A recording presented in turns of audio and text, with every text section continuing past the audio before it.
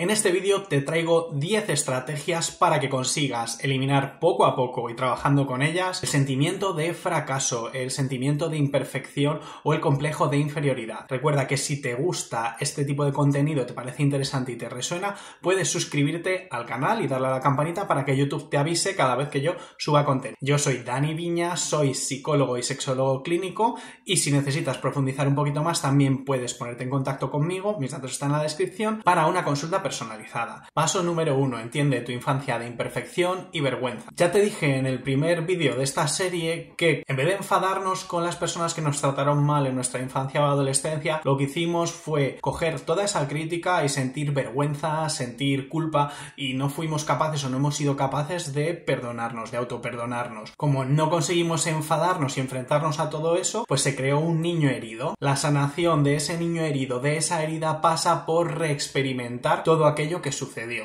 aunque sea doloroso. Hay que entender de dónde vino todo aquello, quiénes fueron los que instalaron esas voces en nosotros, quiénes eran los que nos criticaban o nos trataron mal o nos inyectaron esa vergüenza, y hay que ver también en qué situaciones o qué acontecimientos fueron los que lo provocaron. Para ello no nos queda otra cosa que tirar de dos herramientas muy importantes. Por una parte está la memoria y por otra parte está la imaginación. Puede ser un proceso doloroso, como digo, y de la misma manera que cuando tenemos un hematoma en la piel no metemos directamente el dedo en la herida, pues habrá que ir poco a poco rodeándolo hasta que una vez que el hematoma esté un poquito sanado, poder ir curando y poder ir entrando en esa zona. No podemos entrar con bisturí quirúrgico, habrá que tomar un bloc de notas o incluso la aplicación de bloc de notas del móvil e ir anotando esos recuerdos, esas cosas que te vienen de repente a la memoria. Tómate un par de días, puedes tomarte incluso semanas o hacer una especie de diario en donde tú vayas recordando todos aquellos momentos, esas personas, por qué fue, qué es lo que ocurrió, porque a partir de ahí luego vamos a poder darle la vuelta a esas situaciones, a esos recuerdos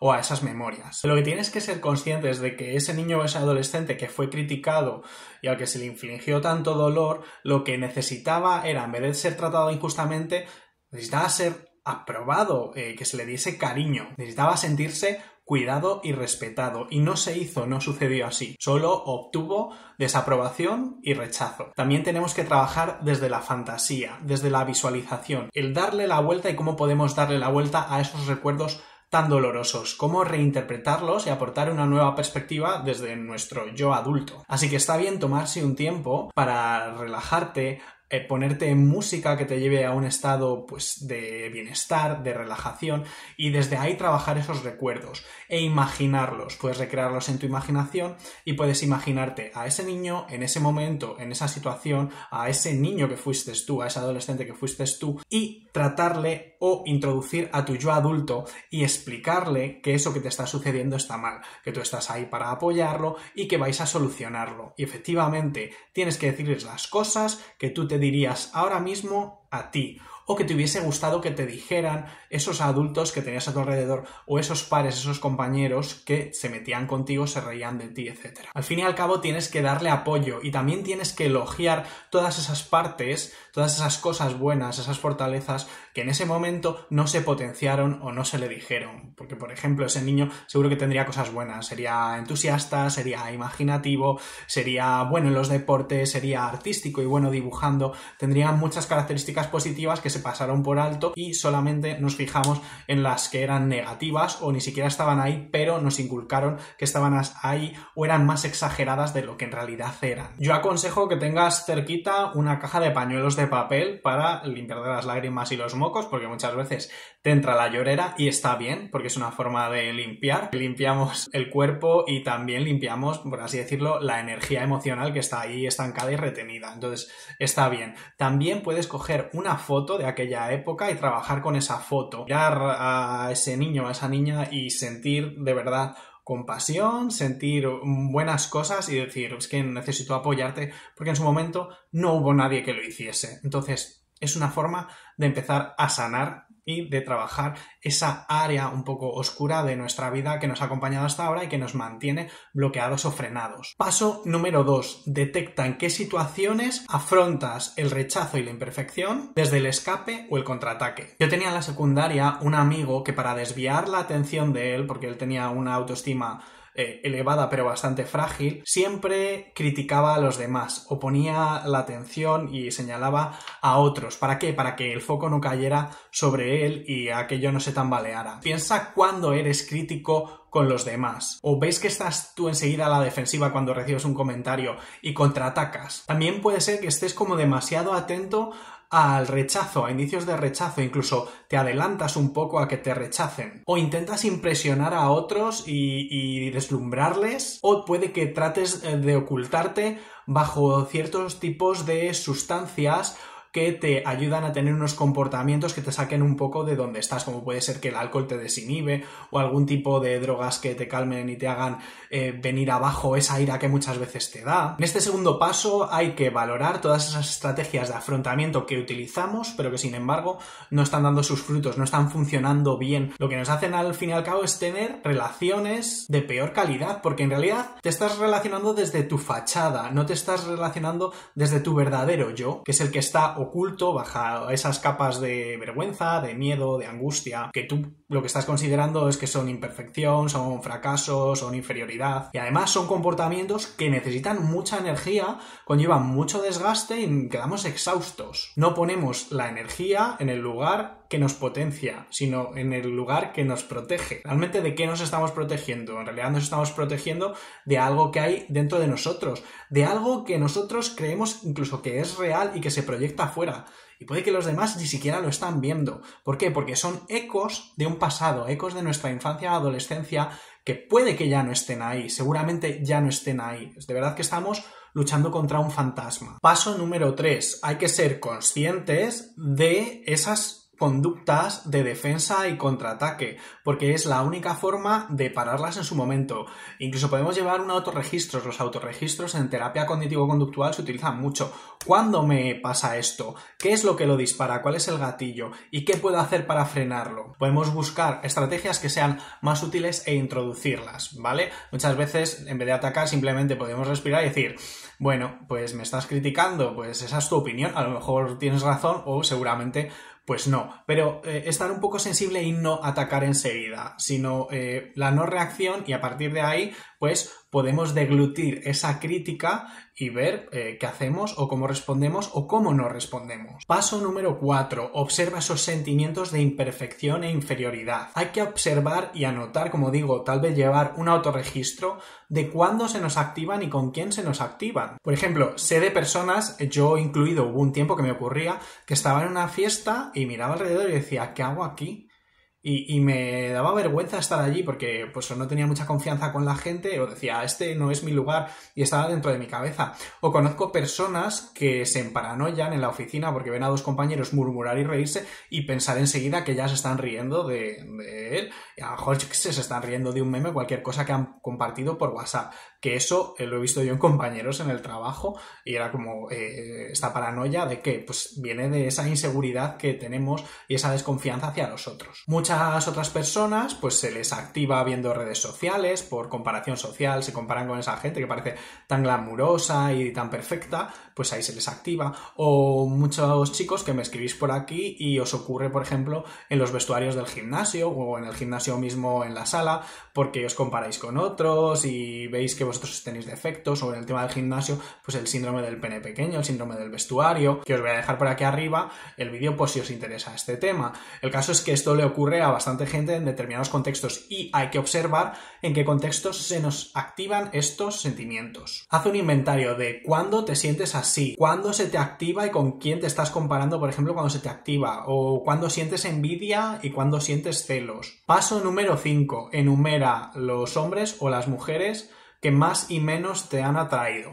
En nuestra historia romántica, en nuestra historia de relaciones, vemos qué personas nos han atraído y quiénes no. Esto es porque está muy en consonancia o va en coherencia con lo que nosotros creemos de nosotros mismos. A quién hemos querido aspirar o a quién creemos que no hemos podido aspirar a tener como pareja romántica, como pareja íntima. Los patrones de relaciones sentimentales nos suelen dar una historia bastante clara o un hilo conductual sobre qué personas elegimos para que perpetúen nuestros sesgos de percepción, es decir, cómo creemos que nos ven los otros y elegimos a personas que efectivamente nos ven así. Pues si yo me veo feo, buscaré gente que se sienta muy guapa, con mucha autoestima, y tendré esos comportamientos que al final lleven a esa persona a rechazarme, aunque resulta que a esa persona sí que le gustabas. De esta forma, esas relaciones pues están manteniendo ese complejo de inferioridad o ese sentimiento, esa trampa de imperfección. Paso número 6, una herramienta que siempre os digo. Tenéis que hacer un inventario de virtudes y defectos. A poder ser, podéis hacer 2 listas. Las virtudes y defectos de cuando eras niño y las virtudes y defectos actuales. Y compararlas. Y muchas veces tenemos que intentar ser lo más objetivos posibles. ¿Eran tan exagerados esos defectos que os decían los otros que teníais? ¿Ahora de adultos ya los habéis quitado, los habéis derribado o continúan ahí? O a lo mejor nunca han existido y os habéis dado cuenta ahora más de adultos. Entonces hay que hacer una comparativa. Y como digo, hay que ver las cosas malas, pero también las cosas buenas. Porque seguramente que hubo muchas cosas buenas que nadie os dijo que bien lo hacéis. O a lo mejor sí que tenéis un recuerdo por ahí de algún profesor, por ejemplo, que siempre os decía, pues qué bien has hecho esta tarea, o qué bien se te da las artes plásticas, o qué bien se te da escribir y hacer redacciones, o inventar cuentos. Seguro que siempre hubo alguien ahí, o tuvisteis un entrenador que sí que os animaba, o os metía caña porque realmente quería sacar lo mejor de vosotros. El tema de los defectos que nos han señalado los demás, a lo mejor lo hacían para señalarnos porque sentían envidia ellos mismos o sentían inseguridad y lo que hacían era como intentar echar por tierra al que tenía enfrente. Eso ocurre mucho. Es la proyección. Da igual quién sea, da igual que sean tus padres o tus seres queridos, tus compañeros. Muchas veces proyectamos en el otro. Es que tú, y es como, bueno, pues es ver la paja en el ojo ajeno y no la viga en el propio. Paso número 7. Estando ya en el presente, vamos a evaluar nuestros defectos actuales. ¿De veras que son para tanto esos defectos actuales? ¿De veras que tienen tanto peso y te definen tanto a ti como persona? O sea, imagínate que trasladamos todos esos defectos a la figura de un amigo o amiga, uno de tus mejores amigos o mejores amigas. ¿Te influiría tanto en la relación que tienes con esa persona? ¿Dejarías de tratarla como la tratas? ¿O crees que esa persona tendría menos oportunidades en su vida, en el mundo? ¿O consideras a esa persona una fracasada? ¿La considerarías de verdad inferior? Todo esto te lo tienes que plantear. Es como salirte de ti mismo, dejar de mirarte el ombligo y mirar un poco fuera. Tienes que utilizar tu imaginación para proyectar esto y tomar un poco de perspectiva, porque es que de verdad que a lo mejor no es para tanto. Nosotros, como somos nosotros mismos, nos quitamos siempre valor a todo lo que hacemos y nos miramos en el espejo y nos tratamos fatal. Nos hablamos muy mal, cosa que nunca harías con un ser querido o con un amigo. Es que ni siquiera con un extraño. Dudo mucho que te acercaras a alguien y le dijeras, es que eres tonto, no sirves para nada, no vas a hacer nada en tu vida, fracasado, fracasada, es que no lo vas a hacer. Si tienes un poquito de humanidad y no tienes una psicopatía exacerbada, pues es que no lo vas a hacer. No te digo que no tengas defectos, porque somos humanos y como siempre digo, la incompletitud es lo que nos empuja a tener un cierto desarrollo personal y crecimiento. Pero eso es una cosa y otra cosa es la imperfección y la inferioridad, ¿vale? Podemos estar por debajo en determinados rasgos, habilidades o capacidades, lo que es normal, pero estaremos altos en otras capacidades y habilidades. Eso es lo bueno de la variabilidad humana. Paso número 8. Elabora un programa de mejora o corrección de esos defectos que has detectado y son posibles hacer cambios sobre ellos. Mira el listado de tus limitaciones que has hecho, de tus defectos, y piensa cuáles se pueden cambiar y cómo se pueden cambiar. Pues por ejemplo, es que te ves mal físicamente y pues a lo mejor tienes que hacer un cambio de armario de ropa o tienes que apuntarte al gimnasio y empezar a comer mejor y contactar a un nutricionista y hacerlo bien, con expectativas siempre realistas y con un plan accionable que sea sensato, no en plan de me voy a convertir en Mr. Olympia, ¿vale? Porque es que pues a lo mejor puedes llegar a hacerlo, pero vamos paso a paso, empieza por los pasos pequeños, porque los pasos pequeños acumulados hacen grandes cambios a la larga.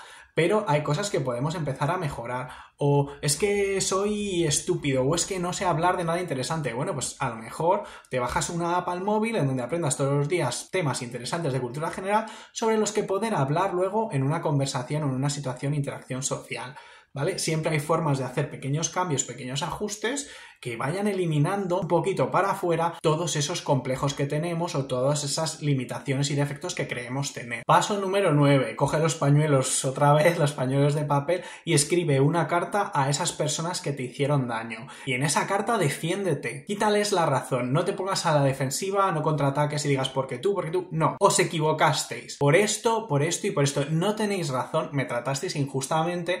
Yo era un niño o una niña súper inocente que lo único que quería era respeto, cariño y amor. Punto. Y a partir de ahí, todo lo que te dijesen, tienes que darle caña. Además, puede que esas personas efectivamente no estuvieran tampoco en la mejor posición emocional, no tuvieron las capacidades emocionales necesarias para hacerlo mejor, pero ese no es tu problema. El caso es que lo hicieron mal y lo hicieron mal contigo. Así que defiéndete. Es un ejercicio en donde la verdad que lloras mucho, sueltas mucho y a veces hay que volver a esa carta para releerla en nuestros momentos de valle. Cuidado que esto, eliminar este tipo de autopercepción no es lineal y exponencial hacia arriba, ¿vale? Va a ser un poco ondulante, pero es posible, hay que trabajarlo con continuidad y perseverancia.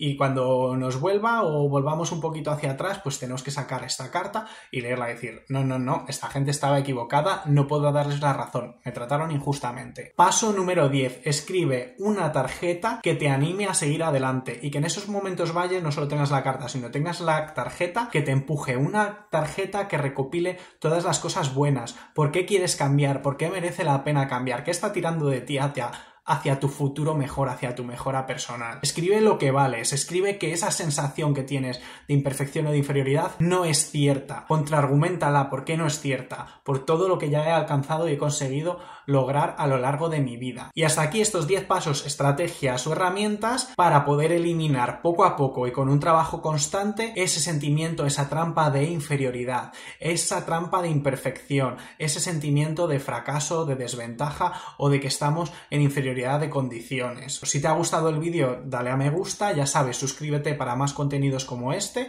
y si necesitas profundizar un poquito más, como siempre te digo que en la caja de descripción te dejo mi email, puedes contactarme y puedes contarme un poquito tu problema y ver si te interesa marcar una consulta y que ahondemos un poquito más en ello para hacer un poco de asesoría, consultoría u orientación.